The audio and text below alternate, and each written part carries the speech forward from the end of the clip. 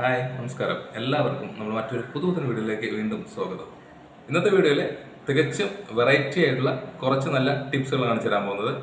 പല ആളുകളും നമ്മളോട് ചോദിക്കുന്ന കുറച്ച് ഇമ്പോർട്ടൻ്റ് ആയ ടിപ്പുകളാണ്. അപ്പോൾ വെറൈറ്റി ടിപ്സുകൾ എന്ന് പറഞ്ഞു കഴിഞ്ഞാൽ നമുക്ക് യൂസ്ഫുൾ അല്ലെങ്കിൽ പിന്നെ വെറൈറ്റി ചെയ്തിട്ട് കാര്യമില്ല, പക്ഷേ വളരെ യൂസ്ഫുള്ളായ കുറച്ച് നല്ല വെറൈറ്റി ടിപ്സുകളാണ് കാണിക്കാൻ പോകുന്നത് കേട്ടോ. തീർച്ചയായിട്ടും നിങ്ങൾക്ക് ലൈഫിൽ ഉപയോഗപ്പെടുന്നതാണ്. അപ്പോൾ മാക്സിമം നിങ്ങൾ എല്ലാവരും ഏത് ജോലി ചെയ്യുകയാണെങ്കിലും ഇതിനൊരു ടിപ്സ് ഉപയോഗിച്ചിട്ട് ചെയ്യാൻ നോക്കുക. കാരണം നമ്മൾ ഹാർഡ് വർക്ക് ചെയ്യുന്നതിനേക്കാളും കൂടുതൽ ബെനിഫിറ്റ് കിട്ടുന്നത് സ്മാർട്ട് വർക്കിനാണ്. ആദ്യമായിട്ട് കാണുന്നവരുണ്ടെങ്കിൽ തീർച്ചയായിട്ടും ഒന്ന് സബ്സ്ക്രൈബ് ചെയ്തിട്ട് വീഡിയോ കാണാം. അപ്പോൾ എന്തൊക്കെയാണ് ഇന്നത്തെ വെറൈറ്റി ടിപ്സുകൾ നോക്കാം. നേരിട്ട് വീഡിയോയിലോട്ട് എടുക്കാം. ഇന്നത്തെ നമ്മുടെ വീഡിയോയിൽ ആദ്യമായി കാണിക്കാൻ പോകുന്ന ടിപ്സ് എന്താണെന്ന് വെച്ച് കഴിഞ്ഞാൽ വളരെ ഇമ്പോർട്ടൻ്റ് ആയ ഒരു വിഷയമാണ്. ഇപ്പോൾ ഫ്രിഡ്ജ് ഉപയോഗിക്കാത്ത ആളുകൾ വളരെ കുറവാണ്. അപ്പോൾ എല്ലാവരുടെ വീട്ടിലും ഫ്രിഡ്ജ് ഉണ്ട്. ഫ്രിഡ്ജിൽ നമ്മൾ മെയിനായിട്ട് ഉണ്ടാകുന്ന ഒരു വിഷയം എന്ന് വെച്ച് കഴിഞ്ഞാൽ നോൺ വെജ് ഒക്കെ ഉപയോഗിക്കുകയാണെങ്കിൽ, പ്രത്യേകിച്ചിട്ട് മീനെല്ലാം ഉപയോഗിക്കുന്ന ആളുകൾക്ക് നല്ല രീതിയിൽ മനസ്സിലാവുന്നതാണ്. അപ്പോൾ നോൺ വെജ് കുക്ക് ചെയ്ത് വെക്കുകയാണെങ്കിലും അല്ലാതെ സൂക്ഷിക്കുകയാണെങ്കിലും ഫ്രിഡ്ജിനകത്ത് ഒരു ബാഡ് സ്മെല്ല് എപ്പോഴും ഉണ്ടാവുന്നതാണ്. അപ്പോൾ നോൺ വെജ് മാത്രമല്ല, പച്ചക്കറികളാണെങ്കിലും നമ്മൾ വൃത്തിയായിട്ട് സൂക്ഷിക്കാതെ വെക്കുകയാണെങ്കിൽ അതിൻ്റെതായ ഒരു സ്മെല്ലും ഫ്രിഡ്ജിനകത്ത് ഉണ്ടാവും. ഇനി മുതൽ നമ്മുടെ വീട്ടിലെ ഫ്രിഡ്ജിൽ ബാഡ് സ്മെല്ല് വരുന്നുണ്ടെങ്കിൽ ഈ ഒരൊറ്റ സാധനം മാത്രം മതി. എല്ലാവരുടെ വീട്ടിൽ ഉപയോഗിക്കുന്ന ഐറ്റം തന്നെയാണ് ചായപ്പൊടി. ചെറിയൊരു പാത്രത്തിൽ കുറച്ച് ചായപ്പൊടി കൊട്ടി വയ്ക്കാം. വളരെ കുറച്ച് ക്വാണ്ടിറ്റി മാത്രം മതി. ചായപ്പൊടിയുടെ പ്രത്യേകത ബാഡ് സ്മെല്ല് വളരെ പെട്ടെന്ന് തന്നെ അബ്സോർബ് ചെയ്യുന്ന ഐറ്റമാണ്. അതിനുശേഷം ഫ്രിഡ്ജിൻ്റെ നമ്മൾ ഉപയോഗിക്കാത്തൊരു സൈഡിൽ ഇതുപോലെ സൂക്ഷിച്ച് വയ്ക്കുക. നിങ്ങൾ ഈ ഒരു സിമ്പിൾ ടിപ്പ് ചെയ്താൽ മാത്രം മതി.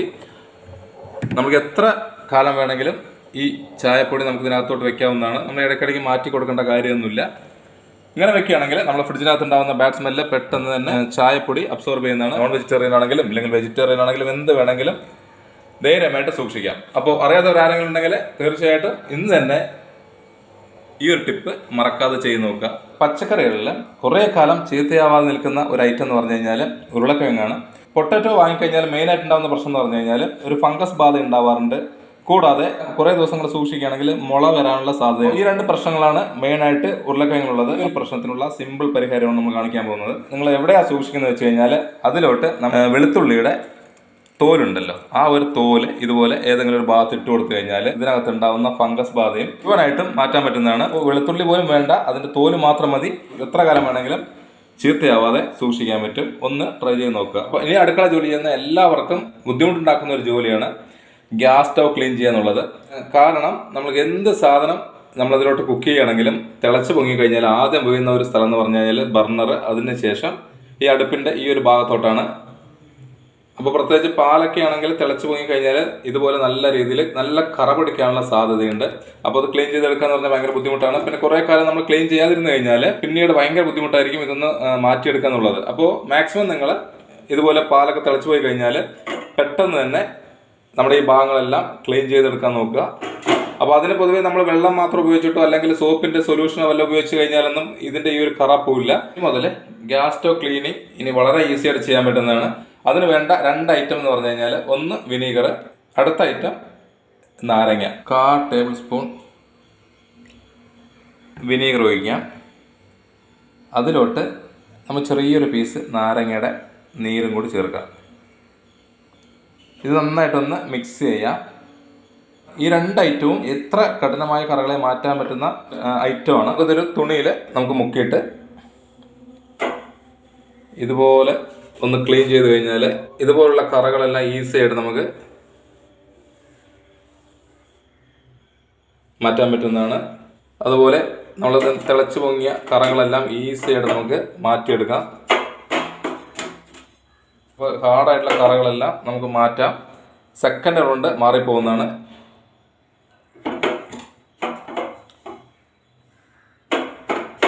ചെയ്യാത്തവരാരെങ്കിലും ഉണ്ടെങ്കിൽ ഇതുപോലെ തീർച്ചയായിട്ടും ഈ ഒരു രീതി ചെയ്ത് നോക്കുകയാണെങ്കിൽ ഗ്യാസ് സ്റ്റൗ നമുക്ക് ഈസി ആയിട്ട് ക്ലീൻ ചെയ്തെടുക്കാൻ പറ്റും. അപ്പോൾ ഏതുതരം ഗ്യാസ് സ്റ്റൗവിലും നമുക്ക് ഈ ഒരു സൊല്യൂഷൻ ഉപയോഗിക്കാവുന്നതാണ്. അപ്പോൾ ചെയ്യാത്തവരാരെങ്കിലും ഉണ്ടെങ്കിൽ തീർച്ചയായിട്ടും ഒന്ന് ട്രൈ ചെയ്ത് നോക്കുക. ഇനി അടുത്ത ഇമ്പോർട്ടൻ്റ് ആയ ഒരു ടിപ്പാണ്.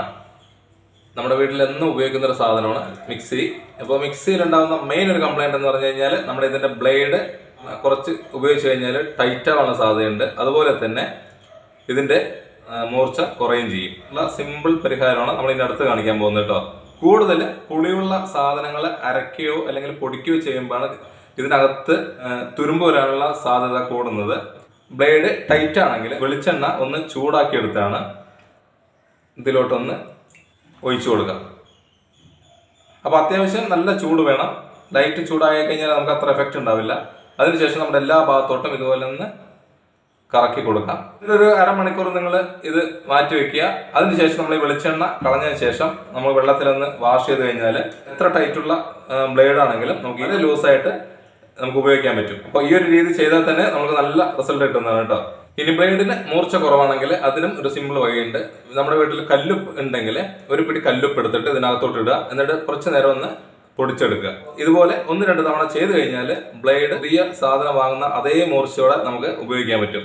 കല്ലുപ്പ് അല്ലെങ്കിൽ വേറൊരു ഓപ്ഷൻ എന്ന് പറഞ്ഞു കഴിഞ്ഞാൽ മുട്ടയുണ്ടല്ലോ, മുട്ടയുടെ തോട് നമ്മൾ ഇതിനകത്തോട്ടിട്ട് കറക്കിയാലും ബ്ലേഡ് മൂർച്ച കൂടുന്നതാണ്. അപ്പോൾ ഏറ്റവും എഫക്റ്റീവ് എന്ന് പറഞ്ഞാൽ കല്ലുപ്പാണ്. മാക്സിമം നിങ്ങൾ കല്ലുപ്പ് ഉണ്ടെങ്കിൽ ആ ഒരു രീതിയിൽ ചെയ്തെടുക്കുക. ഫ്രണ്ട്സിന് അടുത്ത ഒരു സിമ്പിൾ ടിപ്പ് പറഞ്ഞുതരാം.